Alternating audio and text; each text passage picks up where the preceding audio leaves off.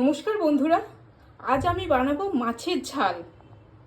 তার জন্য নিয়ে নিয়েছি 4 পিস কাতলা মাছ, একটা পেঁয়াজ কুচিয়ে নিয়েছি আর একটা পেঁয়াজ বেটে নিয়েছি, টমেটো, কাঁচা লঙ্কা, ধনেপাতা।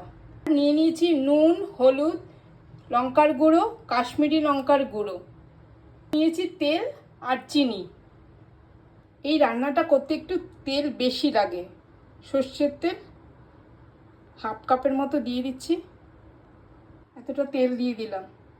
দেবো পেঁয়াজ কুচোনো, পেঁয়াজ বাটা, আদা বাটা, হলুদ গুঁড়ো, লঙ্কার গুঁড়ো, কাশ্মীরি লঙ্কার গুঁড়ো, নুন, একটু চিনি, দিয়ে রাখা টমেটো, চিড়ে রাখা 2টো কাঁচা লঙ্কা।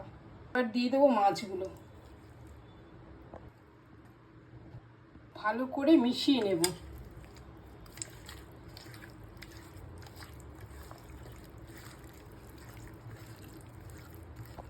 ভালো করে মেশানো আমার হয়ে গেছে মশলার সাথে মাছগুলোকে। আর গ্যাসটা জ্বালিয়ে দেবো।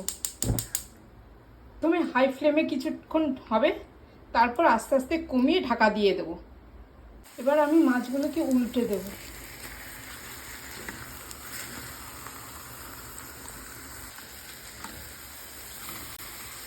উল্টানো হয়ে গেছে, এবার আমি ঢাকা দিয়ে দেবো আর গ্যাসটা কম করে দেবো।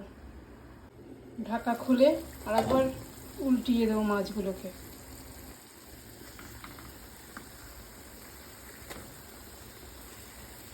মাছগুলো যেহেতু ভাজা হয়নি, তাহলে একটু নরম নরম থাকবে, সাবধানে উল্টাবেন।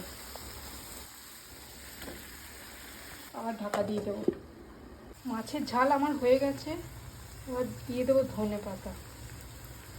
ঢাকা দিয়ে দেবো। মাছের ঝাল আমার হয়ে গেছে, এবার আস্তে আস্তে তুলে নেব। মাছের ঝাল আমার হয়ে গেছে, এটা গরম গরম ভাতের সাথে খুব ভালো লাগে। আপনারাও ট্রাই করে দেখবেন। ভালো লাগলে লাইক করবেন, কমেন্ট করবেন। নমস্কার।